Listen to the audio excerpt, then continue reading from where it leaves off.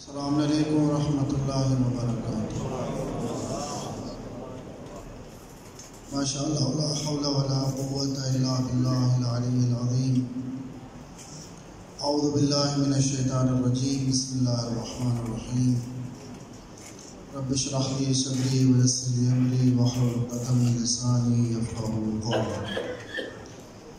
الحمدللہ رب العالمین، والصلاة والسلام علی اشرف الانبیاء والمرسلین، سیدنا و نبینا و شفیع ذنوبنا الذی سمی فی السماء بأحمد وفی الأراضین بأبی القاسم محمد۔ اللہم صل علی محمد وآلہ الطیبین الطاہرین المعصومین المقربین المنتجبین الذین اذهب اللہ عنہم الرجس وطہرہم تطہیرا۔ اللہم صل علی محمد وآل محمد۔ لا سیما علی بقیت اللہ فی الارضین، روح وارواح العالمین لتراب مقدمہ الفدا الذي بيمنه رزق الورى وبوجوده ثبتت الأرض والسماء۔ أما بعد، فقد قال علي بن أبي طالب عليهما الصلاة والسلام: هم عيش العلم وموت الجهل۔ صلوات پڑھیے بابا سے۔ اللہم صل علی محمد وآل محمد۔ زحمت سمجھ کے نہیں، اس مختصر ذکر کی فضیلت کی طرف متوجہ ہوتے ہوئے بآواز بلند صلوات پڑھیں۔ اللہم صل علی محمد وآل محمد۔ سب سے پہلے تو میں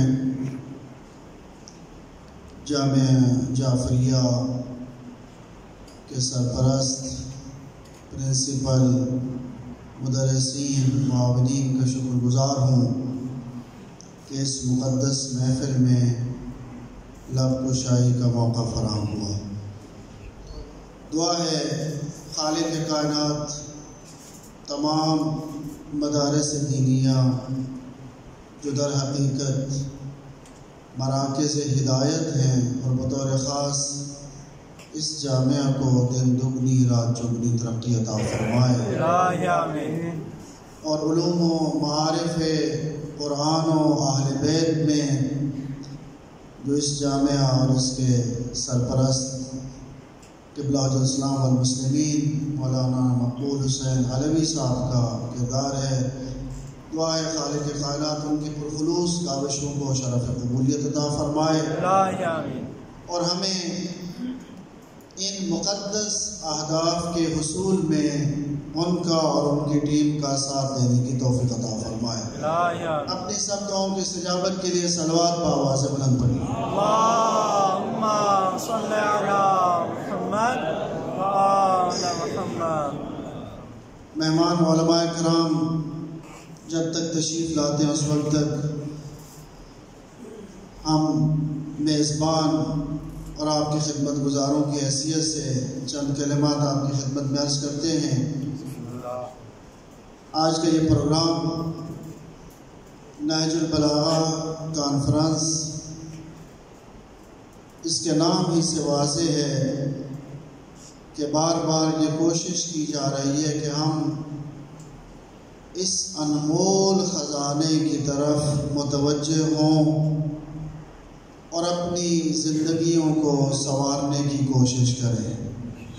یقیناً جس طرح قرآن مجید کتاب ہدایت ہے اور اس میں انسانیت کی ہدایت کے نسخے موجود ہیں، نہج البلاغہ حضرت امیر المومنین علیہ الصلاۃ والسلام کے اقوال، خطبات اور خطوط کا وہ مجموعہ ہے جس میں انہوں نے کائنات کو کامیاب زندگی گزارنے کا سلیقہ سکھایا ہے۔ یقیناً انسان غفلت کا شکار ہے، چنانچہ سے تو شدہ کا بھی فرمان ہے: الناس نیام اذا ماتوا انتبہوا۔ جب موت آئے گی امیر المومنین سے بھی منقول ہے یہ فرمان، لیکن ہمیں مرنے سے پہلے بیدار ہونے اور متوجہ ہونے کی ضرورت ہے۔ جس طرح ہمارے پاس قرآن جیسی نعمت موجود ہے، اہل بیت جیسی نعمتیں موجود ہیں، علماء تشریف فرمائیں اللہ نے ہمیں بہت سی نعمتوں سے نوازا ہے، ان نعمتوں کا شکر ادا کرنا تو درکنار، ہم ان کو گننے پہ بھی قادر نہیں ہیں، لیکن ان نعمتوں میں سے سب سے بڑی نعمتیں اور سب سے اہم نعمتیں یا ساری نعمتوں کا منبع اور سرچشمہ دو نعمتیں ہیں جنہیں قرآن نے جب نقل کیا ہے تو وہاں پر لفظ منت اور احسان استعمال کیا ہے، وہ کوئی اور نعمتیں نہیں ہیں۔ اگر ایک لفظ میں سننا چاہیں تو وہ نعمت ہدایت ہے، اگر اسے دو لفظوں میں بانٹیں تو ایک نبوت ہے اور دوسری امامت ہے۔ گویا خدا قرآن میں اعلان کر رہا ہے کہ متوجہ رہو، کیا یہ میرا چھوٹا احسان ہے کہ میں نے تمہاری ہدایت کے لیے مصطفیٰ جیسا نبی بھیجا ہے، علی جیسا امام عطا کیا ہے۔ سبحان اللہ، صلوات پڑھیے بابا سے بولا اللہم صلی علی محمد وآل محمد۔ وہ خود بھی نعمتیں ہیں، امیر المومنین خود نعمت ہیں اور نعمتوں کے ہم تک پہنچنے کا وسیلہ اور واسطہ بھی ہے۔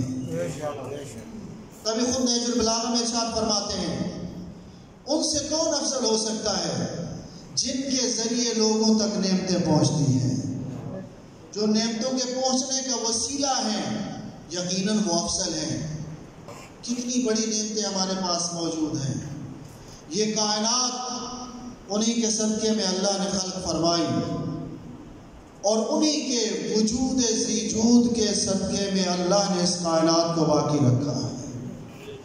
آپ پڑھتے ہیں امام زمانہ کی زیارت میں میرا سلام اس ہستی پر بے یمن ہی رزق الورا، رازق اللہ ہے، اس کائنات کا خالق اللہ ہے، اس کائنات کا مدبر اللہ ہے، لیکن یہ کائنات اللہ نے بنائی ہے، اس کائنات کو رزق اللہ دیتا ہے، لیکن دیتا اپنی حجت کے صدقے میں ہے۔ لولا الحجہ لساخت الارض بأہلہا، اگر یہ نظام، یہ زمین ایک لمحے کے لیے حجت خدا کے وجود سے خالی ہو جائے، یہ زمین باقی نہیں رہ سکتی۔ آج اس زمین کا باقی رہنا، اس نظام کا باقی رہنا اس بات پر دلیل ہے کہ وہ حجت خدا موجود ہے جس کے صدقے میں کائنات کو رزق مل رہا ہے اور جس کے صدقے میں یہ کائنات باقی ہے۔ بے شک بے شک، صلوات پڑھیے بآواز بلند۔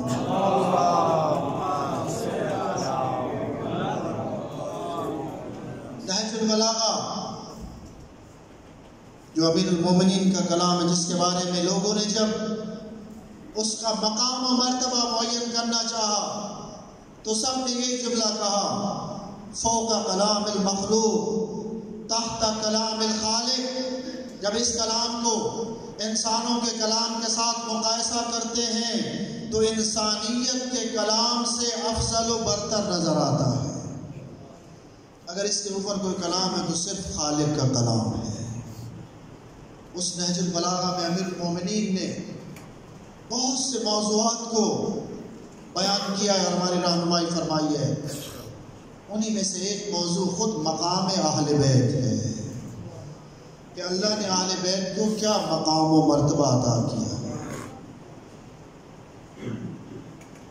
یقیناً نہج البلاغہ سے ہٹ کر بھی خود حضرت امیر کے بھی فرامین ہیں اور باقی ائمہ سے بھی اقوال نقل ہوئے ہیں، لیکن خود امیر المومنین نے جب اہل بیت کا مقام و مرتبہ بیان کرنا چاہا تو ارشاد فرمایا، ہم عیش العلم و موت الجہل۔ اگر اہل بیت کو پہچاننا ہے تو آؤ امیر المومنین کی زبان سے پہچانو، ہم عیش العلم، وہ علم کی زندگی اور جہالت کی موت ہے۔ اگر کائنات میں علم ہے تو انہیں زندگی اہل بیت نے عطا کی ہے، تبھی اقلیم امامت کے 5ویں تاجدار نے یہ جملہ ارشاد فرمایا، بنا عبد اللہ، بنا عرف اللہ، بنا وحد اللہ۔ اگر کائنات میں اللہ کی معرفت ہے تو اللہ کی معرفت کا وسیلہ ہم اہل بیت ہیں۔ اگر خدا پہچانا گیا ہے، خدا کی حقیقی معرفت دنیا میں موجود ہے، تو اس کا وسیلہ امیر المومنین اور ان کی اولاد ہے۔ اگر نہ ہوتے علی اور اولاد علی تو دنیا میں خدا کا وہ تصور نہ ہوتا جو امیر المومنین نے پیش کیا ہے۔ انہی کے ذریعے اللہ کو پہچانا گیا، انہی کے ذریعے اللہ کی وحدانیت کا اقرار کیا گیا۔ وہ علم کے لیے زندگی ہے اور جہالت کے لیے موت۔ وہ تمام خوبیوں کا سرچشمہ ہے۔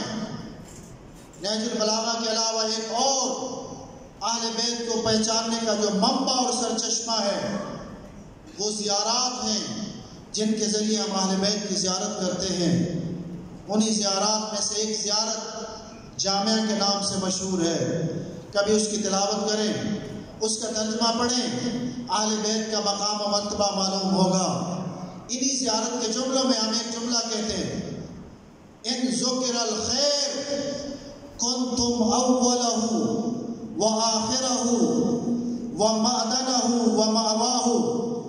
اے اہل بیت، کائنات میں جو نیکی بھی ہو، جس نیکی کا میں ذکر کروں، اس کی ابتدا بھی آپ سے ہوتی ہے، انتہا بھی آپ پر ہوتی ہے، اس کا منبع اور سرچشمہ بھی آپ ہیں۔ کائنات میں جو نیکی ہو اس کا آغاز بھی آپ کے گھر سے ہوتا ہے، اس کا اختتام بھی آپ کے گھر پہ ہوتا ہے، اس کا عروج بھی آپ کے گھر میں نظر آتا ہے۔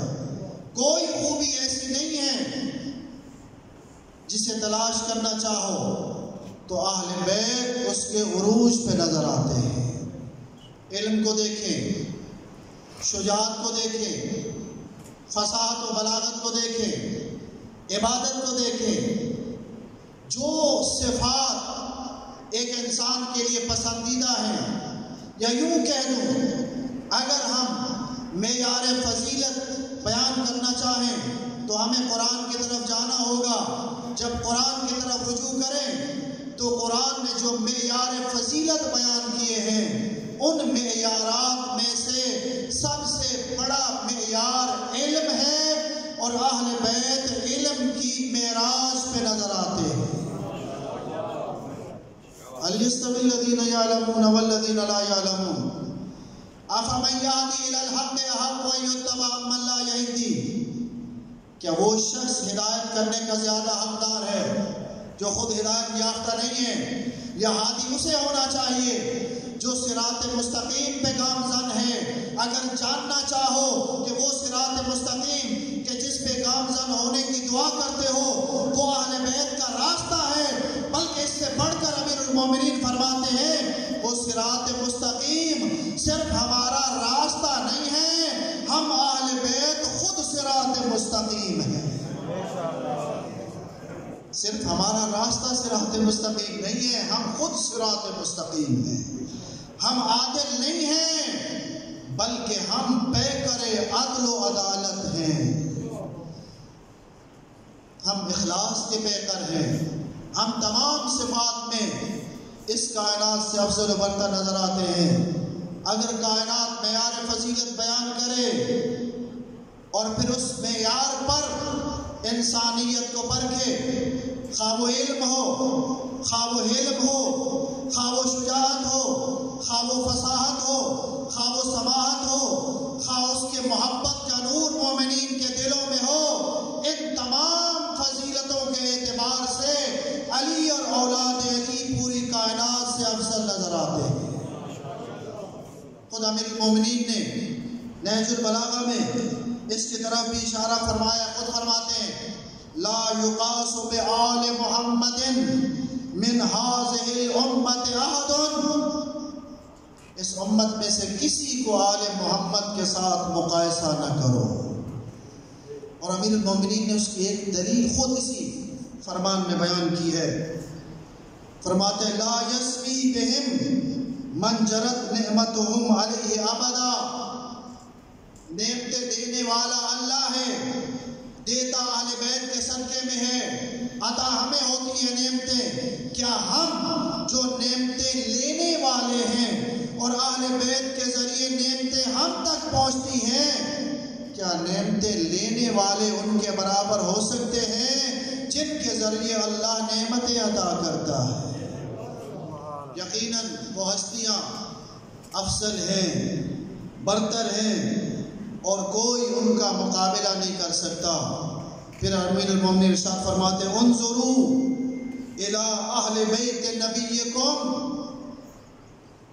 اپنے نبی کی اہل بیت کی طرف دیکھو، فالزموا، ان کے ساتھ متمسک رہو، ان کے ساتھ لپٹے رہو، فالزموا سمتہم واتبعوا اثرہم، فرماتے ہیں آل محمد پر نگاہ مرکوز رکھو، ان کے راستے کو اپناؤ، ان کے نقش قدم پہ چلتے رہو۔ کیوں؟ کہ نہ وہ تمہیں ہدایت سے باہر لے جائیں گے اور نہ ہلاکت میں پلٹ کر جانے دیں گے، وہی ہے جن کے ذریعے ہدایت ملتی ہے۔ ایک اور مقام پہ امیر المومنین ارشاد فرماتے ہیں بنا استعط الہدی واستجل العما، اگر کائنات کو ہدایت ملتی ہے تو ہمارے ذریعے ملتی ہے، اگر کائنات سے جہالت کے اندھیرے دور ہوتے ہیں تو ہم اہل بیت کے صدقے میں، ان کی پیروی کرو، وہ تمہیں کبھی ہدایت کے راستے سے باہر نہیں نکالیں گے اور کبھی تمہیں گمراہی کی طرف نہیں لے کے جائیں گے۔ ہاں خبردار، لا تسبقوہم فتضلوا ولا تتأخروا عنہم فتہلکوا، نہ ان سے آگے بڑھنے کی کوشش کرنا، نہ اتنی رفتار آہستہ کرنا کہ ان سے پیچھے رہ جاؤ، جو ان سے آگے بڑھے گا وہ گمراہ ہو جائے گا اور جو ان سے پیچھے رہ جائے گا ہلاک ہو جائے گا۔ ان کے نقش قدم پہ چلو، ان کے ساتھ قدم ملا کے چلو، ان کی پیروی کرو، ان کے سچے عاشق بنو، ان کے سچے پیروکار بنو،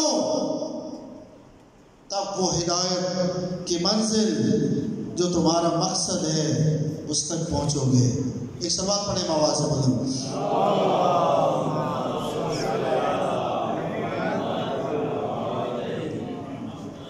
اہل بیت کا ذکر ہو رہا ہے، اہل بیت لائق صلوات ہے، بلندر صلوات پڑھیے۔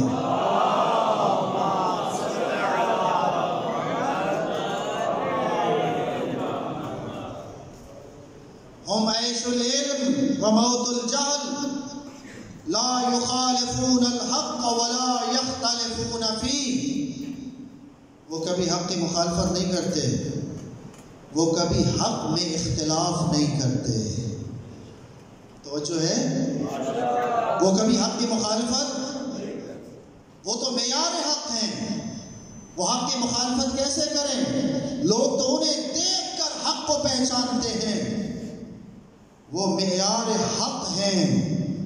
تبھی پیغمبر نے دعا کی تھی اللہم اجر الحق حیث ما دار، اے میرے اللہ، یہ نہیں کہا علی کو ادھر پھیر دے جدھر حق جائے، فرمایا حق کو ادھر موڑ دے جدھر علی جائے۔ کائنات کو پیغمبر نے بتایا اگر جاننا چاہو کہ حق کے لیے بھی معیار حق علی ابن ابی طالب ہے۔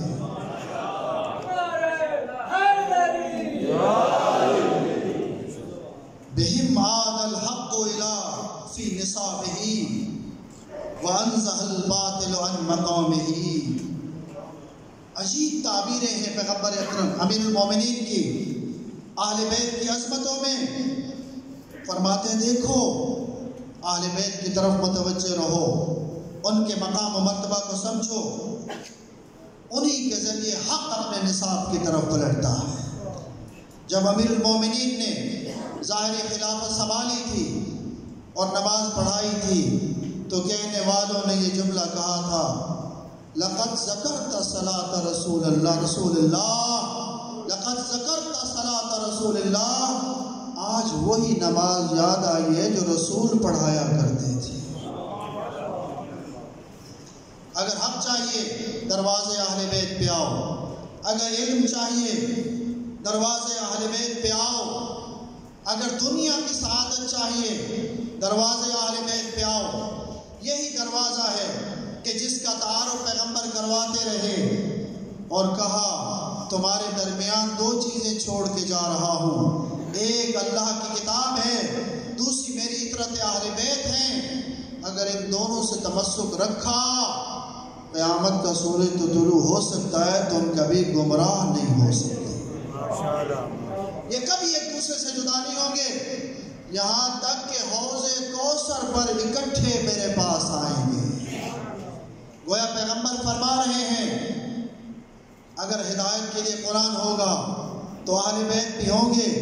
سوچو تو صحیح، آج کے دور میں ہمارے لیے ہماری ہدایت کے لیے قرآن موجود ہے، لیکن اہل بیت کا کوئی فرد موجود نہ ہو تو قرآن اور اہل بیت میں جدائی آ جائے گی، جبکہ پیغمبر نے کہا ہے کبھی بھی قرآن اور اہل بیت ایک دوسرے سے جدا نہیں ہوں گے۔ بس ماننا پڑے گا جس طرح ہماری ہدایت کے لیے قرآن موجود ہے، اسی طرح زہرا کا آخری بیٹا حجت خدا بھی موجود ہے۔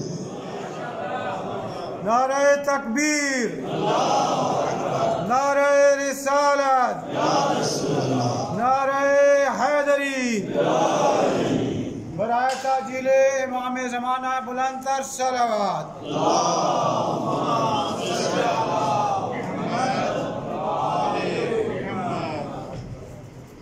وہ امام موجود ہیں جو ہمارے دلوں کی ڈھارس ہیں، جو ہمیں یاد کرتے ہیں۔ وقت نہیں میں عرض کرتا، فرماتے ہیں اِنَّا نُحِيطُ عِلْمًا بِأَنبَائِكُمْ اِنَّا غَيْرُ مُهْمِلِينَ لِمُرَاعَاتِكُمْ وَلَا نَاسِينَ لِذِكْرِكُمْ۔ یہ نہ سمجھو کہ کوئی اور تمہاری حفاظت کرتا ہے، تمہارے دشمن بہت ہیں۔ امام کے جملوں الفاظ پہ توجہ فرمائیں۔ امام کہتے ہیں ہم نے تمہاری حفاظت میں کبھی کوتاہی نہیں کی، ہم کبھی سستی نہیں کرتے تمہاری حفاظت میں، ہم تمہیں ہمیشہ یاد رکھتے ہیں۔ آپ کو یہ بات سن کر دلوں کو تسلی ہونی چاہیے، اور دشمن کو بھی کان کھول کے یہ بات سن لینی چاہیے۔ دشمن اس مکتب کی مخالفت کرتا رہا ہے، کر رہا ہے اور کرتا رہے گا، کبھی گھبرانے کی ضرورت نہیں ہے۔ امیر المومنین کے فرزند نے ہمیں تسلی دی ہے کہ میں تمہاری حفاظت کرنے والا ہوں۔ آپ کی توجہ میری طرف رہے تو میں امام کا جملہ آپ کی خدمت میں عرض کروں۔ ایک صلوات پڑھیے بآواز بلند۔